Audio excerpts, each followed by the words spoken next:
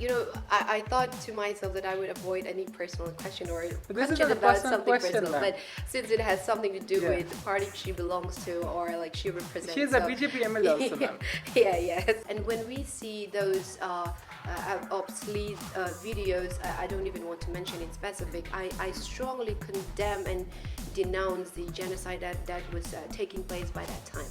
This is an institution where you promote peace, where you become the peacemaker and not a troublemaker. So if this is carried on in someone's party's agenda or manifesto, this is like it's equivalent to Yeah. having evil. I don't know why the women are not prospering in politics, but I would like to encourage all the female and all my fellow ladies and girls out there.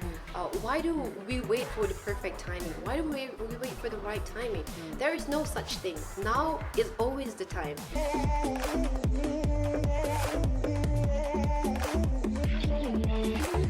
So, welcome viewers. Today at DYNT, we have with us Beryl Vanesangi, who is the newly elected MLA from South Aizawl 3. She is 32 years old and she has been a radio jockey as well as a media personality. She has a huge following at Instagram and we are very happy that we have with us. Please subscribe to our channel DYNT, Democratize Your Nation Today. Our tagline, Awaken One Human at a Time. So, ma'am, like this elevation of you, it has been quite fast from a radio jockey media personality to the MLA. Yes. How did you imagine this, rise up so fast? Well, yeah. Firstly, you can call me Beryl. It's Okay. I'm not yet adjusted to the word ma'am yet, so just Beryl would be okay. And yeah, I think that for time and again, people used to talk about the power of media, what it can do, where it can elevate you, and how much it can help you. And now is the time where we can accept and agree that we witness the actual power of the media and the potentiality and the capability of media and the media persons as well. So, because I think we all understood and agreed that the world is confined to the screens that we're holding right now. It's like to the gadgets and technologies. So that is why we learn everything from what we see on the screen. Like I learn, I observe, I practice, and I think I'm applying it in the real world, in politics. So it really helped me. The media really helped me excel in politics, and I'm going to give credits to the media, to my previous profession, and I'm really, really grateful for this elevation. And yeah, it has been a wonderful journey. Okay. Ma'am, what inspired you to become, people's representative? Like at a young age, you Yes, decided yes. to take the plunge into politics. Well, the realization of people needs and the exigency and the demands, the requirements. I've learned all that from the interview that I hosted. I have interviewed an academician, I talked with the politician, I speak with the businessmen, doctors in the medical lines, and they have taught me and also they have told me a lot of story that I can't share on the screen on the camera yet, but there I find out that just by being in the media, this is not enough. I think I am called to, called up to hold more responsibility for the people that I work for. So I wanted to step into politics and not just speak in public and host or do an interview, but speak for the public. So that is what inspired me to go ahead. Ma'am, I think if we do a mapping of electoral demography and democracy in India, Yes. you might be one of the few who, like the BJP, has been using the media Yes. because the BJP has invested in media beforehand. I think first from 2004 Yes. they were investing in satellite media, then they invested in social media, and everything is media oriented for them. So, ma'am, this journey of yours, like other people who have become MLAs, Uh, was your strategy also media oriented? Did you use media in a way to propel your manifesto Oh, to you the mean people? others mean like you're asking me Yeah, directly to me the or party, the party? party. Uh, yes, I think it's 50-50. Of course, all this success and achievement doesn't come only from the media. It comes from the dedications and hard works that we have put in, of course. But the media, like I said, everything is confined to the technologies and the gadgets because people don't have time to maybe read a newspaper, not all of them, and people maybe don't have time to read the books. But we have our phone, and then we can scroll up and down, and then we have every information, everything that we need, and we're very well aware with what is going on with the other part of the world. So that is why I think we utilize, we as in the party is utilizing the media the way it's supposed to be. But I don't think we promote any false.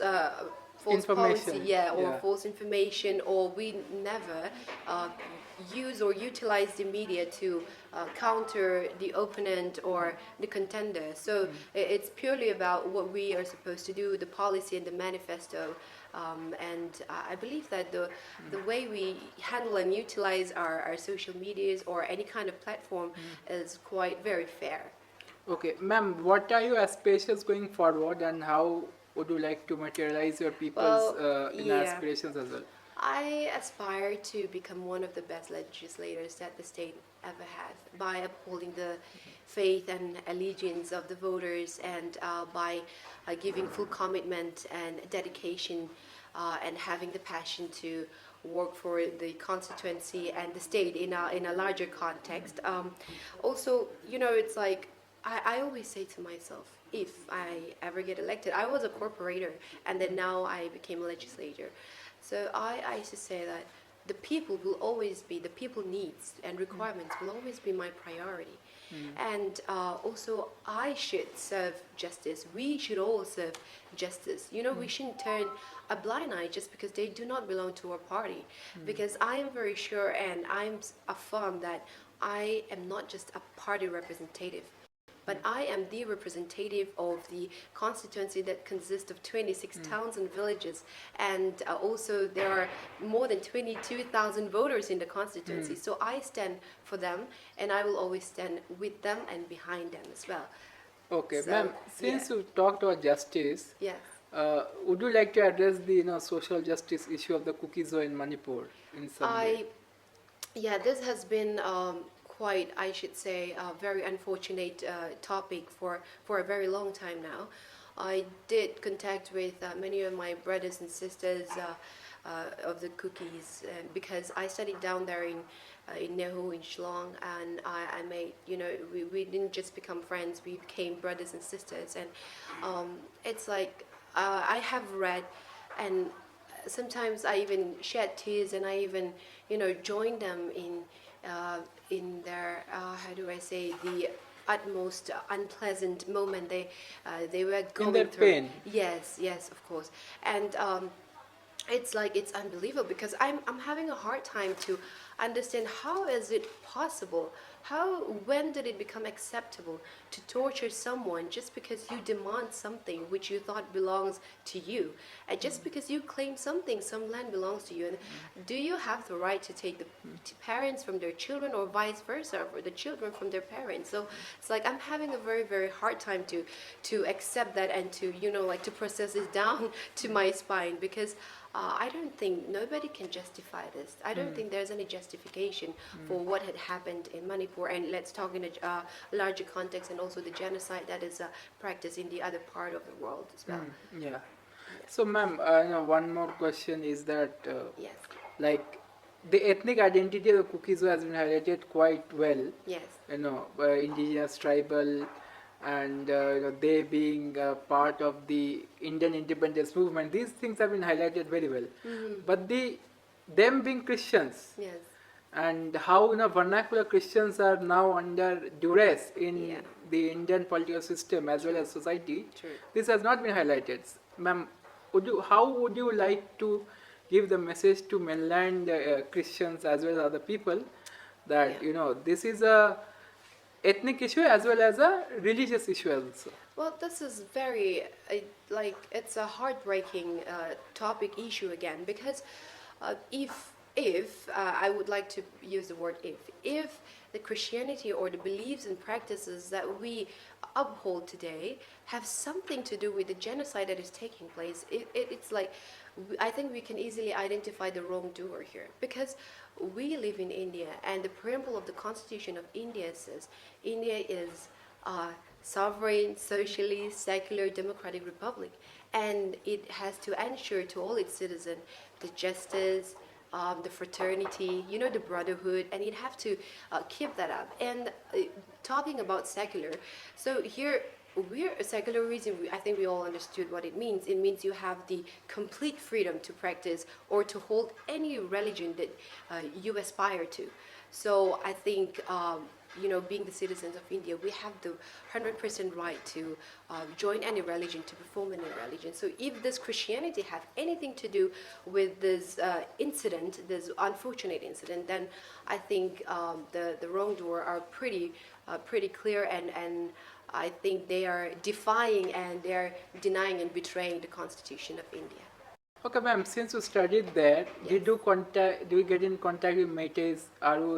Did you study them? Did you ever see these kind of tendencies? No, no, no, not at all. I do live with, I had a roommate back in my bachelor days, the BA. I was like, I do not, see them as having the tendency or the will to perform this. I think the instigator or the initiator are really, like, how do we call, I don't even have a word for this, but it's like maybe they kind of spread the negative vibe to them to make them believe that this is what they have to do as a Métis.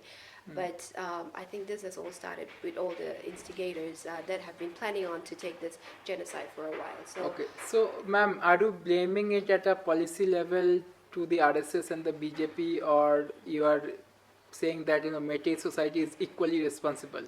well, I can't say who is responsible, whether it's the political party or whether it's the tribe, the clans, because like I said, India, we're all under India and the Constitution of India. So I think we are very familiar with what we have to do as an Indian, what we have to practice. So we all know the rights and the wrongs. And if a party is having any kind of programs or policy that can instigate the people to commit a massacre or a mass killing, a genocide, this is like absolutely wrong, and I think we should even raise our voice against it, because politics is not a platform to torture the other party who does the other people who doesn't belong to the Yeah. party.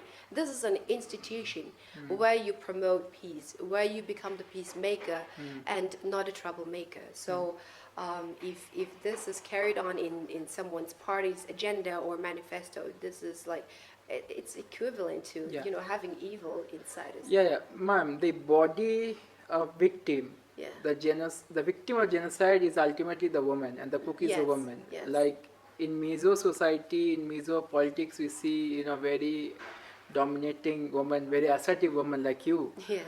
But at the same time, we don't see a female face Yes. against Biren Singh or Prime Minister Narendra Modi. True.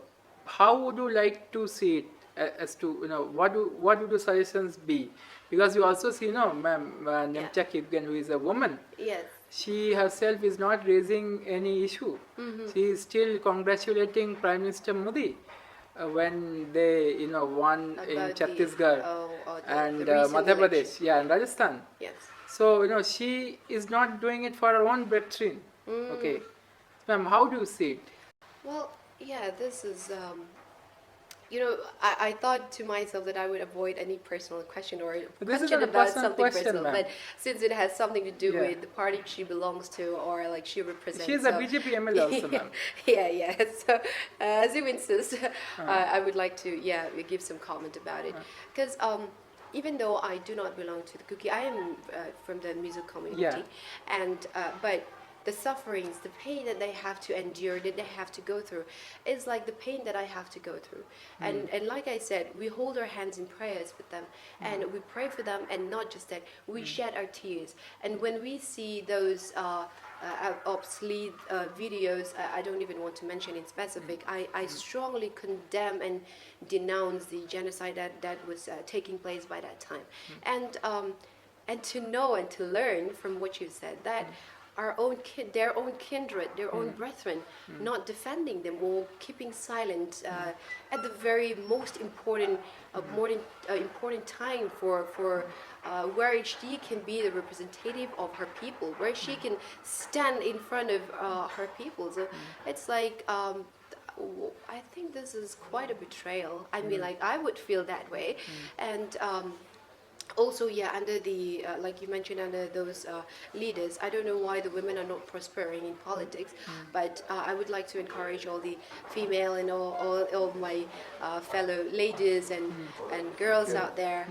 Why do we wait for the perfect timing? Why do we wait for the right timing? There is no such thing. Now is always the time. It is always a good time to start. So, and moreover, you know, politics is competition, so no one is going to hand you over a platter and say it's your time to shine. So you have to struggle, you have to fight, and you have to hustle.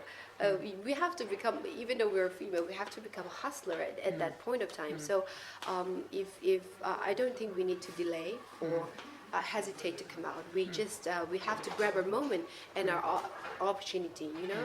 And there's a saying that says, God helps a man who helps himself. But the first thing we need to do is to work on ourselves and to have dedication and a clear concept, a clear mind, and then God will help us eventually. But it's mandatory that you work first and you set your foot first. Ma'am, last 2 questions. Yeah, you know, sure. I'll ask simultaneously. Yes. That is, you know, when are you going to Lamka? When are you going to Lamka?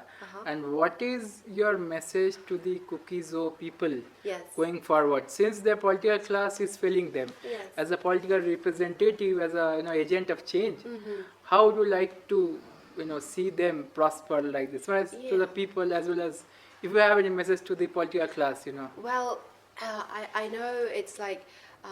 People may say that, oh, they're sitting there in a very peaceful state.